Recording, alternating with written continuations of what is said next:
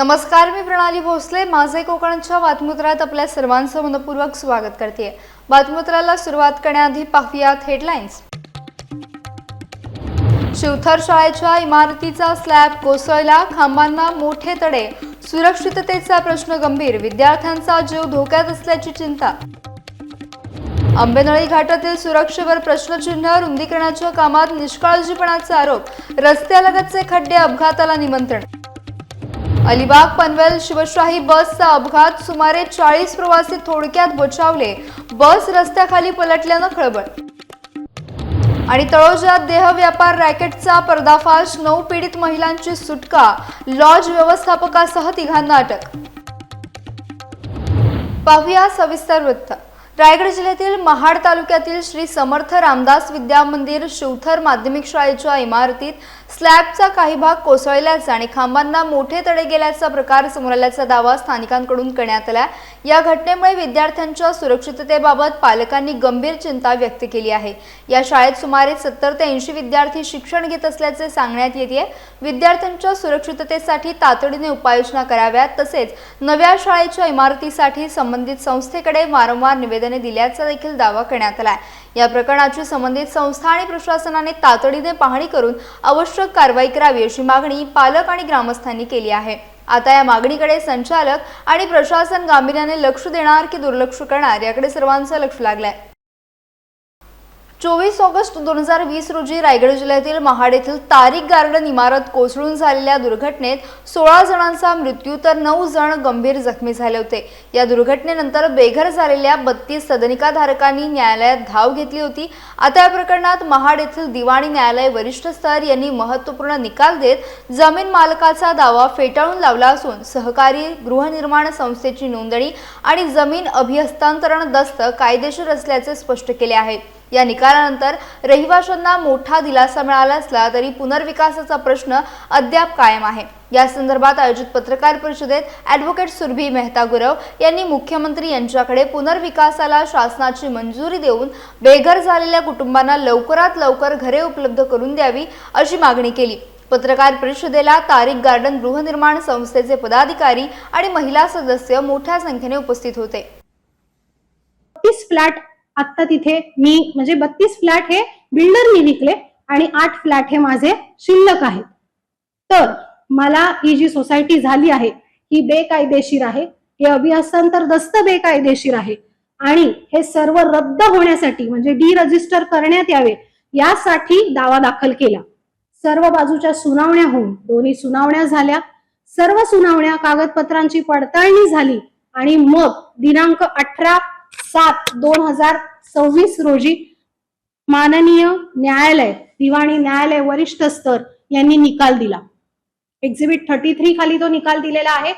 त्यामध्ये त्यांनी जो जमीन मालक आहेत त्यांनी जो दावा केला होता तो पूर्णपणे फेटाळून लावला आणि आज ही सोसायटी ते अभिहस्तांतर दस्त लीगल आहे हे कोर्टाने त्यांच्या निकालामध्ये म्हटलेलं आहे. अजून आपले महाराष्ट्राचे लाडके मुख्यमंत्री यांच्याकडे आमचं आव्हान किंवा आमची विनंती आहे किंवा आमची अशी विनंती आहे त्यांच्याकडे की आम्हाला 1 विंडो क्लिअरन्स मध्ये हे रिडेव्हलपमेंटचं प्रपोजल मांडण्यात यावं आणि ते आम्हाला शासन दरबारी मंजूर होऊन हे बेघर झालेली लोक आहेत त्यांना घर देण्यात यावं. कारण आज ही लोक भाड्याने राहत आहेत. जे लोकांना कर्जाचे हप्ते द्यायला जमत नाहीयेत त्यांच्यावर जप्तीचे वॉरंट, ज्यांच्याकडे बँके खात्यामध्ये पैसे आहेत त्यांचे EMI आजही डेबिट होत आहेत.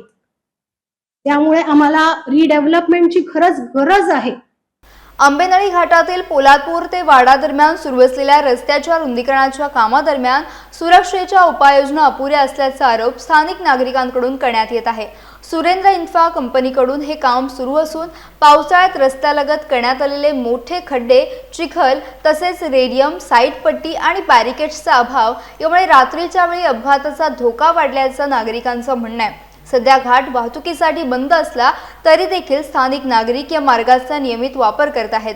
तसेच कामादरम्यान पोकलेन, JCB आणि डंपर रस्त्यावर उभे करून काम केले जात असल्याने आणि सुरक्षा रक्षक नसल्यानेही अपघाताची शक्यता निर्माण झाल्याचा आरोप करण्यात येत आहे. या पार्श्वभूमीवर संबंधित यंत्रणांनी तातडीने सुरक्षेच्या उपाययोजना कराव्यात अशी मागणी स्थानिक नागरिकांनी केली आहे. रायगड आणि सातारा जिल्ह्याला जोडणारा महत्त्वाचा मानला जाणारा वाहतुकीसाठी नेहमी वर्दळीचा असलेला पोलादपूर आंबेनळी घाट हा वर्दळीचा घाट मानला जातो. मात्र पावसामध्ये सध्या या घाटातून वाहतूक ही बंद ठेवण्यात आलेली असून या रस्त्यावर ठिकठिकाणी डोंगर हे उभे कापण्यात आलेले आहेत. सध्याचे चित्र पाहायला असे मिळते आहे की पोलादपूर ते वाडा दरम्यान सुरेंद्र इन्फ्रा या कंपनीकडून रस्त्याच्या रुंदीकरणाचे काम वेगाने सुरू असले तरी पण सुरक्षेचे 3:13 वाजलेले चित्र पाहायला मिळते. या कंपनीकडून कोणत्याही प्रकारची सुरक्षेची उपाययोजना करण्यात आली नसल्यामुळे वरती घाटामध्ये या ठिकाणी डोंगर उभे चिरण्यात आलेले आहेत. टप्प्याटप्प्याने डोंगर कापले गेले तर या ठिकाणी भूस्खलन त्याचबरोबर दरड कोसळण्याचा धोका निर्माण होणार नाही. मात्र उभे डोंगर कापल्यामुळे ठिकठिकाणी दरडी कोसळण्याच्या घटना ह्या रोजच घडत आहेत. त्याचबरोबर या ठिकाणी रस्त्याच्या बाजूला मोठमोठे खड्डे केलेले आहेत. आपण आज आंबेनळी घाटामध्ये आहोत. आपण पाहू शकता या ठिकाणी मोठा खड्डा हा या ठिकाणी निर्माण झालेला आहे. पाणी जाऊन जाऊन या ठिकाणी खड्ड्याचे मोठ्या प्रमाणामध्ये मोठा खड्डा झाला असल्यामुळे रात्रीच्या वेळी या ठिकाणावरून जाणाऱ्या प्रवाशांना जीव मुठीत घेऊन प्रवास करत लागत आहे. घाट जरी बंद असला तरी स्थानिक नागरिकांना हा रस्ता रेल्वे वर्दळीचा रस्ता आहे. त्यामुळे या ठिकाणी कोणत्याही प्रकारची रेडियम अथवा या ठिकाणी बॅरिगेड त्याचबरोबर सुरक्षेसाठी कोणत्याही प्रकारची पट्टी लावण्यात आली नसल्यामुळे रात्रीच्या वेळी जीव मुठीत घेऊन प्रवास करावा लागत आहे. ठिकठिकाणी रस्त्यावर देखील माती आल्यामुळे अनेकदा वाहने देखील स्लिप होण्याच्या घटना घडत आहेत. त्यामुळे आता या ठिकाणी सुरेंद्र इन्फ्रा कंपनी कोणती उपाययोजना करणार की अन्यथा नागरिकांचा जीवाशी खेळणार का असा सवाल व्यक्त केला जात आहे. देवेंद्र दरेकर, रायगड. महाड दापोली राज्यमार्गावरील कुर्ला दिवेकरवाडी परिसरात एसटी बस आणि ट्रक यांच्यात समोरासमोर जोरदार धडक होऊन अपघात झाला. महाडकडे येणारी एसटी बस कुर्ला दिवेकरवाडी येथून प्रवासी घेऊन निघाली असताना महाडहून दापोलीकडे जाणाऱ्या आयशर ट्रकने अवघड वळणावरील उतारात विरुद्ध दिशेने येत एसटीला धडक दिल्याचे पोलिसांनी सांगितले. या अपघातात एसटीतील 4 प्रवाशांसह चालक आणि वाहक किरकोळ जखमी झाले असून त्यांच्यावर महाड ग्रामीण रुग्णालयात उपचार सुरू आहेत. तर ट्रक चालकाच्या दोन्ही पायांना गंभीर दुखापत झाल्याने त्याला महाड येथील खासगी रुग्णालयात दाखल करण्यात आले आहे. अपघातानंतर काही काळ विस्कळीत झालेली वाहतूक आता सुरळीत सुरू असल्याची माहिती पोलिसांनी दिली आहे. अलिबाग ते पेझारी वडखळ मार्गावर सकाळी अलिबागहून पनवेलकडे जाणारी शिवशाही बस अपघातग्रस्त झाली.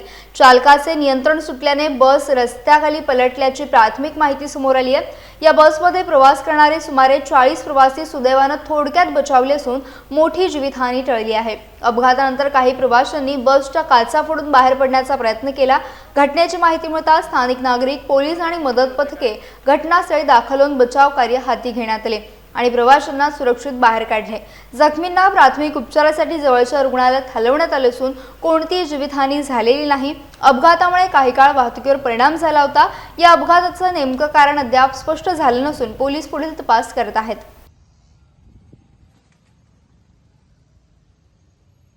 नवी मुंबई पोलिसांच्या गुन्हे शाखेच्या अनैतिक मानवी वाहतूक प्रतिबंधक कक्षाने तळोजा परिसरात कारवाई करत देह व्यापाराच्या रॅकेटचा पर्दाफाश केला. या कारवाईत वेश्या व्यवसायात अडकवण्यात आलेल्या 9 पीडित महिलांची सुटका करण्यात आली असून लॉज व्यवस्थापकासह 3घांना अटक करण्यात आली आहे. पोलिसांना मिळालेल्या गोपनीय माहितीनुसार hotel aboard inn lodging and boarding येथे बनावट ग्राहक पाठवून सापळा रचण्यात आला. संकेत मिळताच पथकाने छापा टाकून ही कारवाई केली. तपासात लॉज व्यवस्थापक बलराम गोडा, वेटर गिरीश पुजारी आणि वेटर कृष्णराज रितेश कुमार पाटील हे ग्राहक उपलब्ध करून देण्यासाठी मध्यस्थी करत असल्याचे समोर आले. या प्रकरणी तळोजा पोलीस ठाण्यात गुन्हा दाखल करण्यात आला असून 3घांनाही अटक करण्यात आली आहे. न्यायालयाने आरोपींना पोलीस कोठडी सुनावली असून पुढील तपास सुरू आहे. नवी मुंबई पोलीस आयुक्तालयाच्या अनैतिक मानवी वाहतूक प्रतिबंधक विभाग जो AHTU विभाग आहे यांच्या जे सिनियर पी आहेत गजानन कदम यांना माहिती मिळाली की हॉटेल अबॉर्ड इन या ठिकाणी महिलांचा वेश्या व्यवसायाचा अनैतिक व्यवसाय चालतो. त्यानुसार त्यांनी त्या ठिकाणी छापा टाकला आणि 9 पीडित महिलांची सुटका केली. यामध्ये जो लॉज मॅनेजर आहे बलराम नंजय गौडा आणि 2 इतर वेटर आहेत शेखर पुजारी आणि कृष्णराज पाटील यांना ताब्यात घेतलेला आहे. यांच्यावरती तळोजा पोलीस स्टेशन येथे गुन्हा दाखल केलेला आहे आणि त्यांची 21 जुलैपर्यंत पोलीस कस्टडी रिमांड मंजूर आहे. याची उल्लेखनीय कामगिरी senior PI Gajanan Kadam, API Yogesh Deshmukh, PSI Sarita गुडे, पोलीस शिपाई ठाकूर चव्हाण, हवालदार सविता म्हात्रे, ज्योती अडकमोल आणि चालक पोलीस हवालदार मोहिते यांनी केलेली आहे. महाड शहरातील बस स्थानकाजवळ असलेल्या वेलकम हॉटेलमध्ये परप्रांतीय कुकच्या वर्तनावरून वाद निर्माण झाल्याची घटना समोर आली आहे। महाराष्ट्र नवनिर्माण विद्यार्थी सेनेचे शहराध्यक्ष शंतनू पिसाट हे शोरमा घेण्यासाठी हॉटेलमध्ये गेले असता कुपन दिल्यानंतर संबंधित कुकने त्यांच्याशी अर्वाच्य भाषेत बोलून अपमानास्पद वागणूक दिल्याचा आरोप करण्यात आला आहे। या घटनेनंतर महाराष्ट्र नवनिर्माण सेना विद्यार्थी सेना आक्रमक झाली आणि हॉटेलमध्ये जाऊन संबंधित कुक तसेच व्यवस्थापकाला जाब विचारला। यावेळी हॉटेलमधील कामगारांचे व्हेरिफिकेशन करण्यात यावे अशी मागणी करण्यात आली। तसेच फूड अँड ड्रग्ज विभागाच्या नियमांचे उल्लंघन होत असल्याचा आणि शोरमासाठी वापरण्यात आलेल्या चिकनवर रंग लागल्याचा आरोप देखील करण्यात आला। याबाबत अन्न व औषध प्रशासनाकडे तक्रार करणार असल्याचे मनसे पदाधिकाऱ्यांनी सांगितले। दरम्यान हॉटेल मालकाने माफी मागितल्यानंतर हा वाद मिटल्याचे सांगण्यात आले आहे।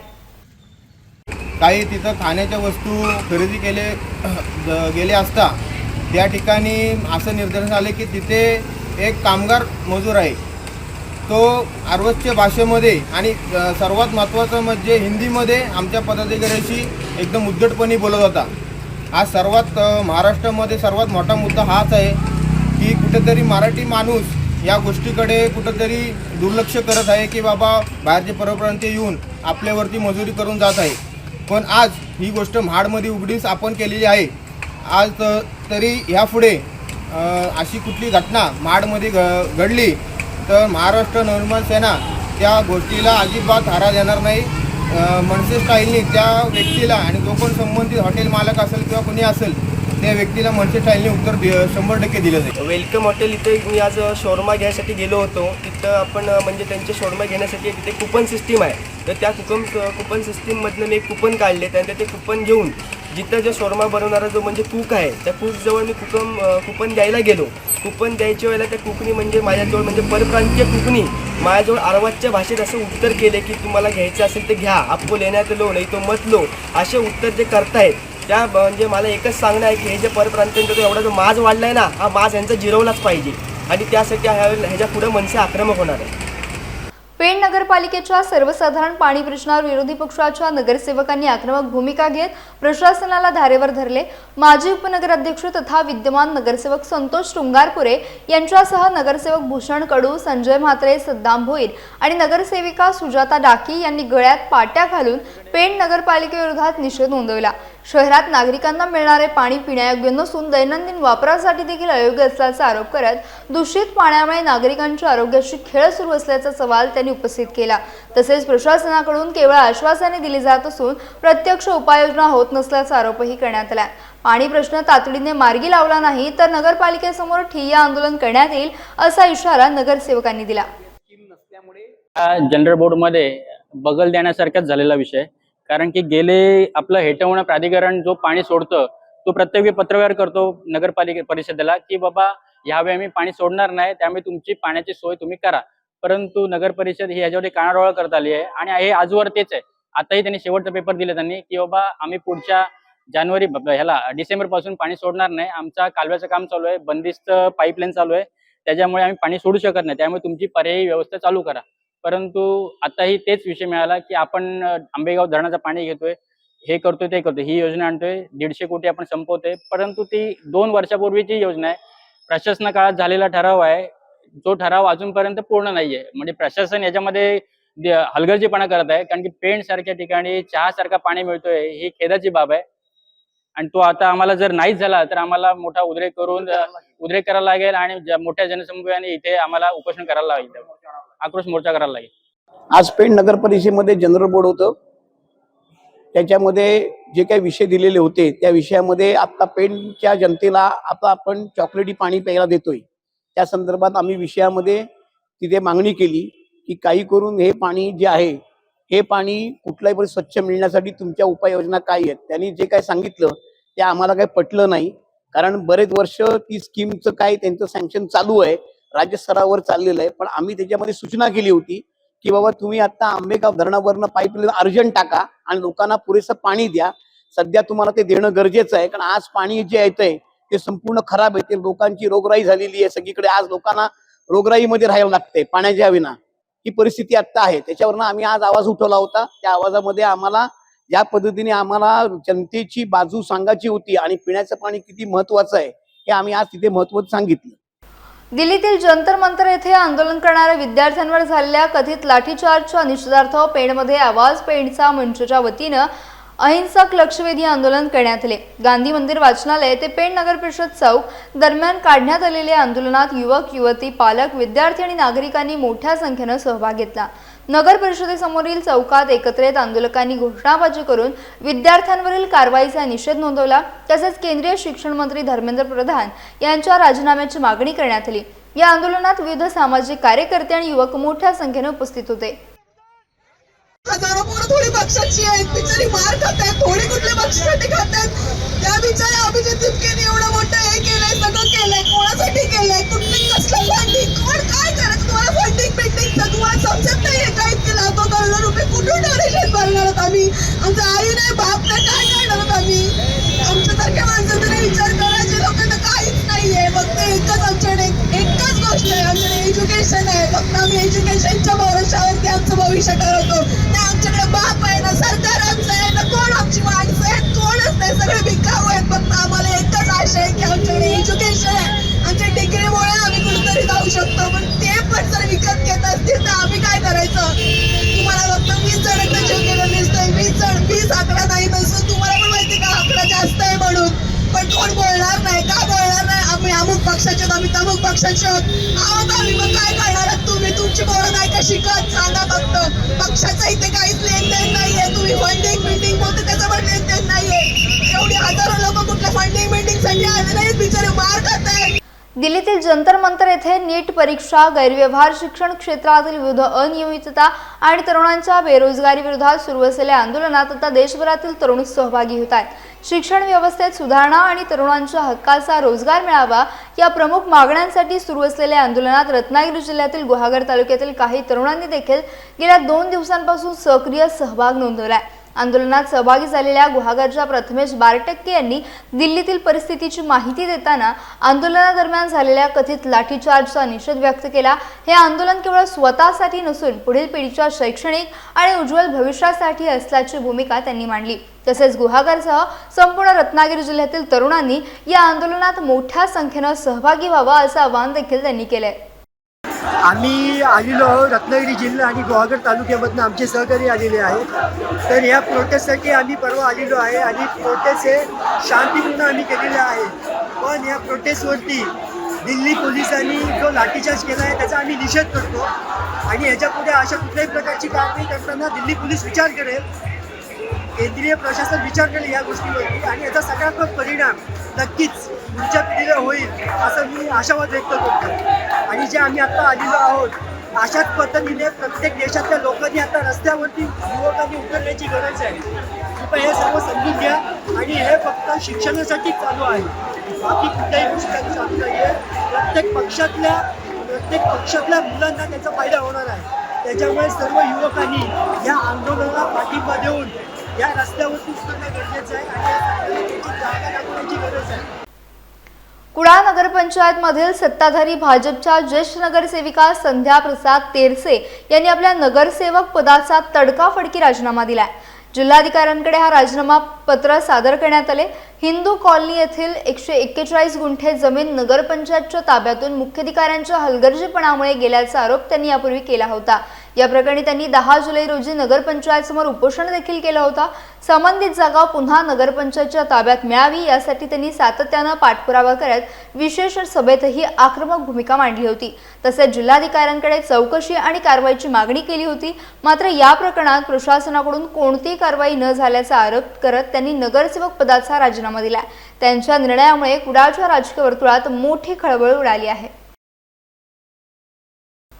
रत्नागिरी जिल्ह्यातील नांदिवडे अंबुवाडी समुद्रकिनारी जखमी अवस्थेत आढळलेल्या एका कासवाला स्थानिक कासव मित्र आणि वनमित्रांच्या तत्परतेमुळे जीवनदान मिळाले। कासवाचा पुढील उजवा पाय जखमी झाल्याचे निदर्शनास आल्यानंतर कासव मित्र सागर सुर्वे यांनी वनमित्र किरण सर यांच्याशी संपर्क साधला। त्यांच्या मार्गदर्शनाखाली कासवावर प्रथमोपचार करून त्याला सुरक्षितपणे पुन्हा समुद्रात सोडण्यात आलं। अंबुवाडी किनाऱ्यावर दरवर्षी मोठ्या प्रमाणात कासवे अंडी घालण्यासाठी येत असल्याचे सांगितले जाते।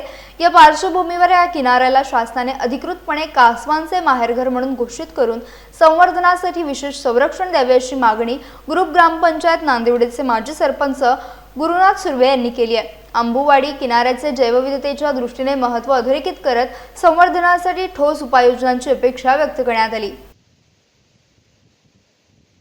माजी उपमुख्यमंत्री तथा लोकनेते स्वर्गीय अजितदादा पवार यांच्या जयंतीनिमित्त मंडणगड तालुका राष्ट्रवादी काँग्रेसच्या वतीने 20 ते 22 जुलै दरम्यान विविध लोकहिताचे उपक्रम राबवण्यात येत आहेत. या उपक्रमांतर्गत 20 जुलै रोजी जिल्हा ओबीसी सेलचे जिल्हाध्यक्ष ॲडव्होकेट राकेश रवींद्र साळुंखे यांच्या पुढाकाराने तालुक्यातील शासकीय कार्यालय आणि शाळांना स्वर्गीय अजितदादा पवार यांच्या प्रतिमांचे वाटप करण्यात आले. यावेळी जिल्हा बँकेचे संचालक रमेश दळवी, माजी जिल्हा परिषद सदस्य प्रकाश शिगवण, नगरसेवक तसेच राष्ट्रवादी काँग्रेसचे पदाधिकारी आणि कार्यकर्ते उपस्थित होते. यावेळी ॲडव्होकेट राकेश साळुंखे यांनी युवकांसमोर विकासाभिमुख नेतृत्वाचा आदर्श ठेवण्याच्या उद्देशाने विविध लोकोपयोगी उपक्रमांचे आयोजन करण्यात आल्याचे सांगितले. समाजहिताची भावना जोपासत स्वर्गीय अजितदादा पवार यांच्या कार्याला अभिवादन करण्यात येत असल्याचे देखील त्यांनी नमूद केले. मंडणगड तालुक्यामध्ये शासनाने नुकत्याच जाहीर केलेल्या शासकीय जयंतीच्या याच्यामध्ये माननीय लोकनेते आमचे आधारस्तंभ अजितदादा पवार यांची जयंती शासकीय जयंती म्हणून शासनाने जाहीर केली. दादा हे तसे विकासासाठी आणि त्यांच्या बेधडक कामासाठी प्रसिद्ध होते.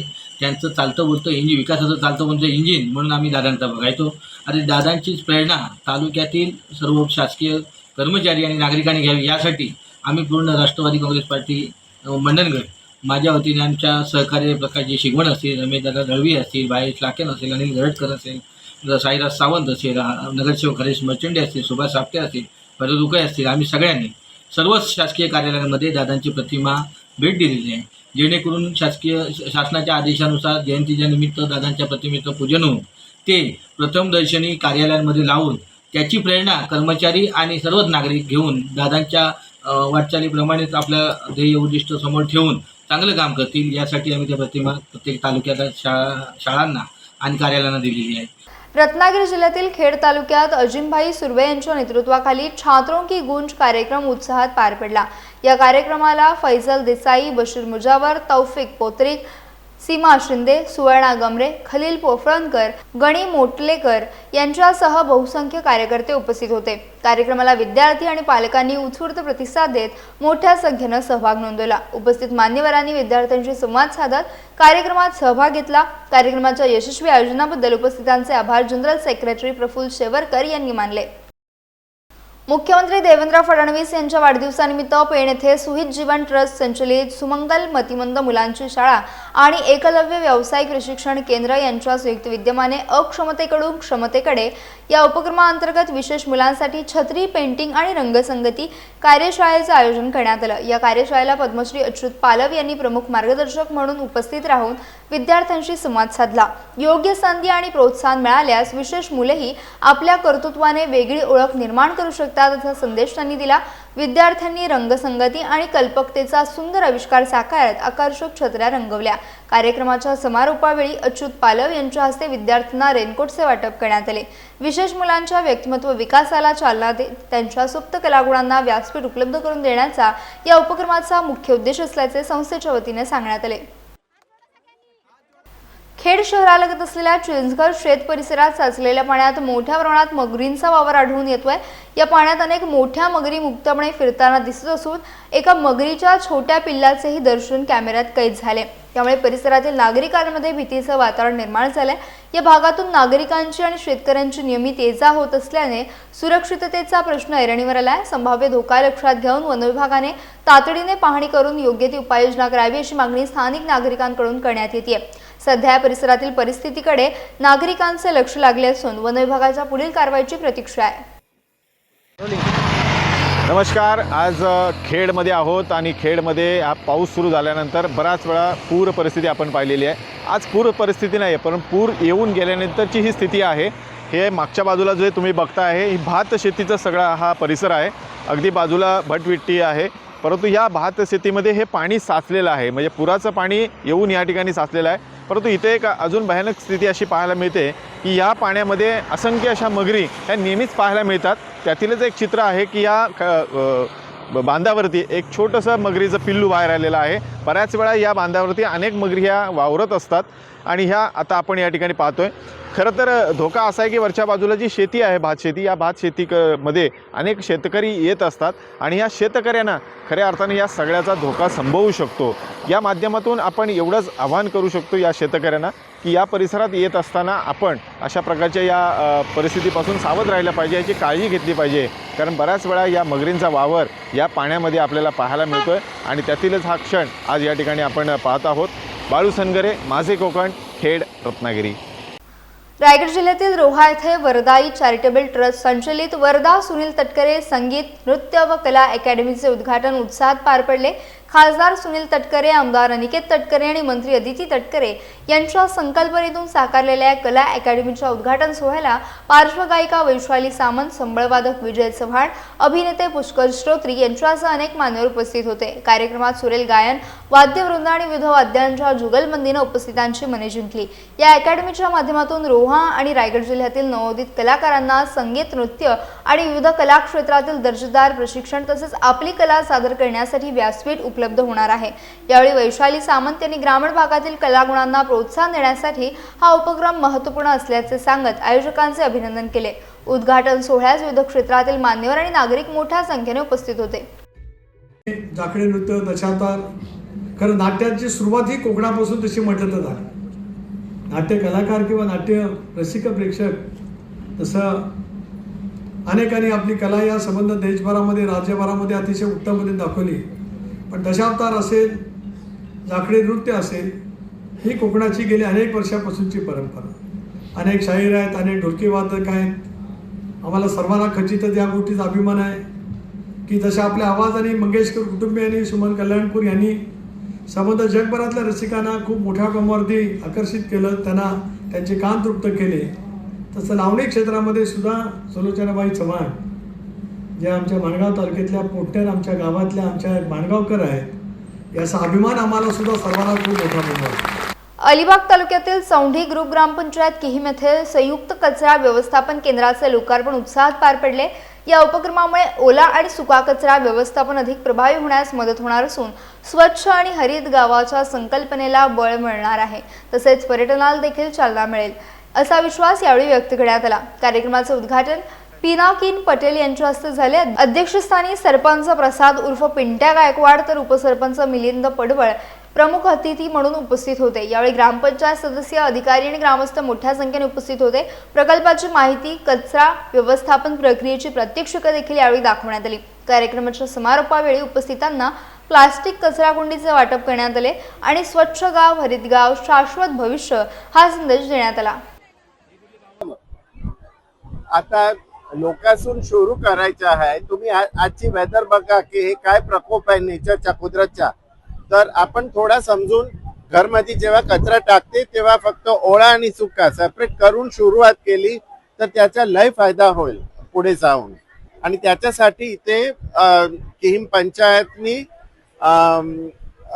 सेंटर सुरू केलेलं आहे. आज त्याचा उद्घाटन आहे. ते जे कचरा जमा करून आपण आणेल त्याचं सेग्रिगेशन होईल, म्हणून तिथे जे गावामध्ये सगळा ढग होते आणि संध्याकाळी त्याला पेटवून पोल्युशन करते, त्याच्या बदले इथे सेग्रिगेशन करून त्याचा काहीतरी कंपोस्ट होईल, काय दुसरे प्रोडक्ट्स होईल आणि म्हणून त्याला रिसायकलिंग होणार.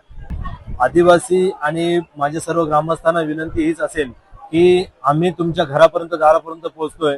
या आमची गाडी ही आपल्या दारापर्यंत येईल आणि कचरा घेऊन जाईल. फक्त त्यांना एवढंच करायचं आहे की ओला कचरा आणि सुका कचरा हे वर्गीकरण करायचं आहे आणि वर्गीकरण केल्यानंतर ते कचरा आम्ही गाडीच्या माध्यमातून या प्रोजेक्टवरती इथे घेऊन येऊ आणि इथे त्याची खत निर्मिती केली. फक्त ग्रामस्थांना विनंती हेच असेल की आपण दोन्ही कचरा वेगवेगळ्या प्रकारे, ओला कचरा आणि सुका कचरा असं दोन वर्गीकरण करावं, जेणेकरून आम्हाला व्यवस्थित त्याच्यावरती वर्गीकरण करून खत निर्मिती करता येईल.